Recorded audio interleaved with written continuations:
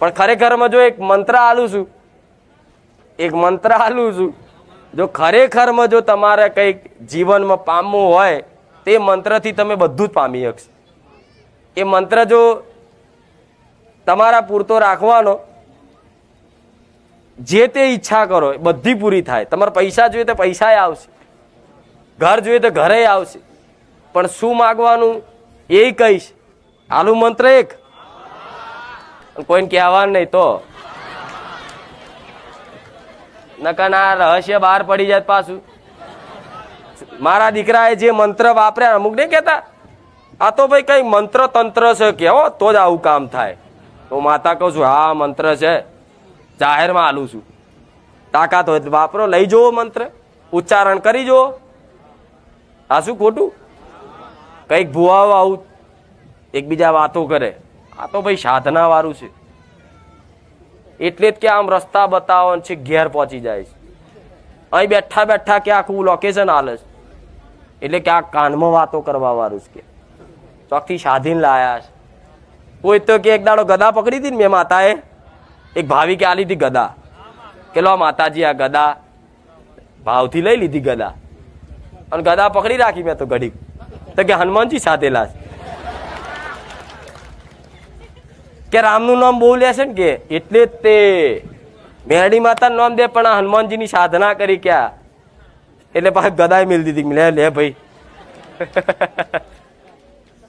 આ ચુંદડી નહીં બોતતી, તો જોવા વાળા ચુંદડીમાં કંઈક જોવો હશે કે આ ચુંદડીમાં કંઈક છે, આ ચુંદડીમાં કંઈક સાધના છે. આ બોધી ના હોય એટલે જો ચુંદડી હશે તો હુંથી બોલશે, ચુંદડી નહીં હોય ને તો નહીં બોલે. લો ચુંદડી કાઢ નાખું.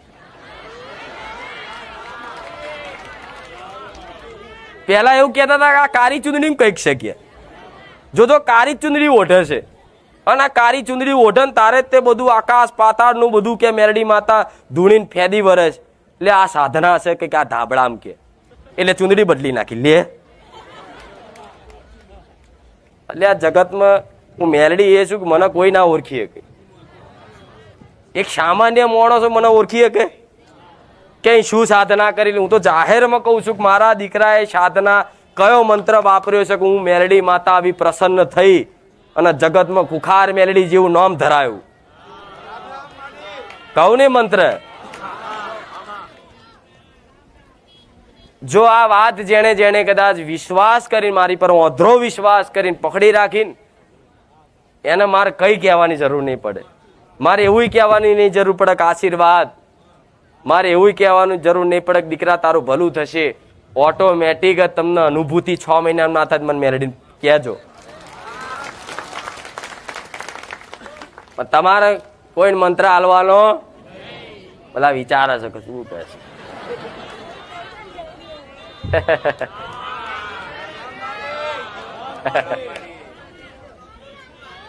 જાહેરમાં કહું છું માતાજીના દીકરાએ જેવી તપસ્યા કરીએ છીએ, વિચાર થાય છે કે મારી ધન છે તારા દીકરાને, તારા દીકરાની ભક્તિને આવું કહો છો ને તમે. જેવી એને તપસ્યા કરીએ છીએ કે તમારા જેવી માં મળી. થાય છે ને બધાને વિચાર. કોઈ આવી ગુપ્ત રહસ્ય કોઈ બતાવો.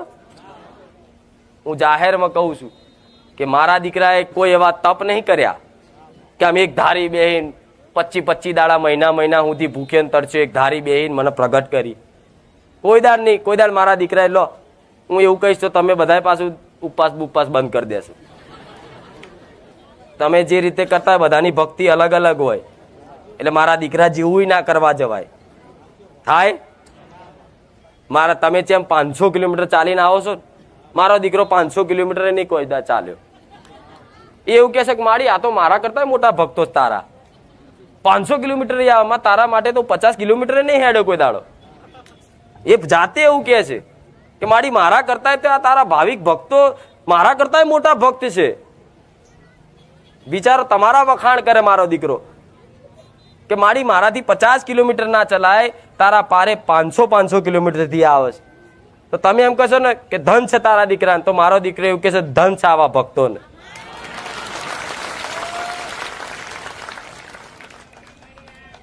કોઈ દાડ મારા દીકરાએ 500 કિલોમીટરની યાત્રા કરી કોઈ દાડ આવી તપસ્યા કરી, કોઈ દાડ આવી કોઈ ધ્યાન સાધના કરી? એને 24 કલાક ખાલી રામ રામ ને રામ નામ, કઈ જેવું તેવું નામ. આ તો ખાલી પ્રગટ થઈ ગયું છે બધાની વચ્ચે કે રામ રામ. પણ જેને અનુભવ હોય આ રામ નામ શું છે, જેને આનું મૂલ્ય ખબર હોય, એ જ આનું વર્ણન કરીએ કે બીજા બધાને ખબર ના પડે. બીજા ભુવાને એમ કહો તમે બારે જ્યાં જતા શું કીધું, તો કે એવું કીધું કે રામનું નામ લેજો. તો ભુવો શું કે, હોય એમ રામનું નામ લેવાથી સારું થતું હોય? અલ્યા પેલા કીધું તું ને મેં કે ભંગારના વેપારીને ભંગારની કિંમત ખબર હોય, સોનીને સોનાની કિંમત ખબર હોય, અને ઝવેરીને હીરાની. હવે તું ભંગારનો વેપારી, તને ભંગારની જ કિંમત ખબર હોય, હીરાની ખબર પડે? એ તો જે ઝવેરી બન્યું હોય, જેને નોલેજ હોય, જેને જ્ઞાન હોય, એને ખબર પડે હીરો પારખીએ કે.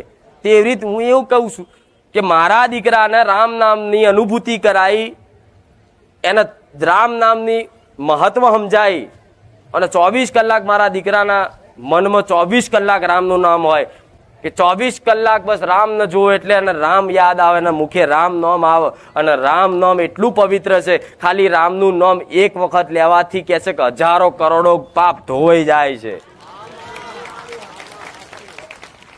સત્ય છે કે મારી બોલી દીધું રામ રામ તો આનું ફળ મળશે. આ બોલો છે ને રામ મારી રામ, તો મારું એક વાર નામ દોશો, મારા રોમનું કેટલી વાર દોશો? રામ માડી. તો બે બાજુ છે ને, મારી આજુબાજુ શું છે? બસ આ રામ નામને પકડી રાખો. તમને ભાવ ના જાગે ને તો પરાણે લો, કંટાળો આવે ને તોય લો. અમુક છે કે મારી અમારે તો નામ લેવું છે પણ આળસ ચડે, કંટાળો આવે, મન નહીં લાગતું. મન ના લાગે ને તો પરાણે લગાડો, મન પ્રાર્થના કરો માં મન નહીં લાગતું, તું આશીર્વાદ આલ. મોનતા રાખો કે માં રામ નામમાં મારું મન લગાય. હું એવું કહું, રામ નામ જો તમારા જીવન ઉપર આવી ગયું અને તમે હૃદયપૂર્વક લેવાનું ચાલુ કર્યું, એ દારથી તમારી ઘરની કુળની માતાને ભગવાન મારો રોમ મારા જેવું સતના હાલત મને મેલડીને કહેજો. તો આ સત છે ને ખાલી રામ નામનું જ છે. હું આવું તોથી રામ રામ રામ રામ રામ 24 કલાક ચાલુ જ હોય. એ રામનું નામ તમે લાવી દો મુખે, ના આવો તો પરાણે લાવો.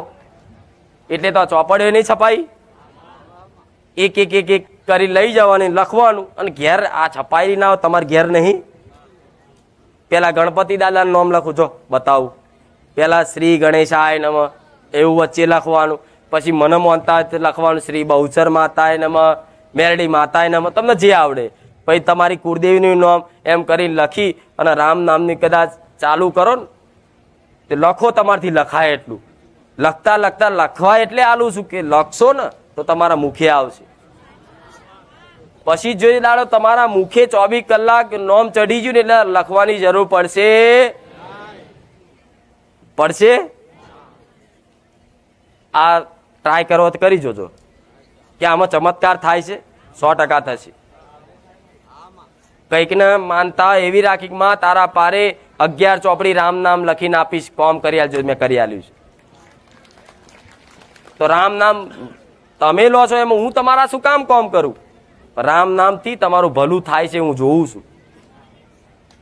પહેલા સતયુગમાં દેવ માતાજીને પ્રાપ્ત કરવા માટે, કુળદેવીને પ્રાપ્ત કરવા માટે કેટલી સાધનાઓ કરે ખબર છે ને?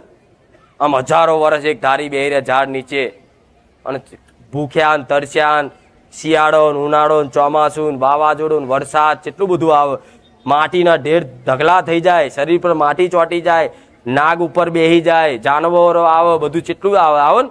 તો એક ધારી બેહી રહે તાર ભગવાન પ્રસન્ન થાય. બોલો તમારી ભક્તિથી પ્રસન્ન થઈ ધરતી પર આવ્યો, તમારે શું જોઈએ છે? તેમ કે મારા આ જોઈએ છે, વરદાન આલે.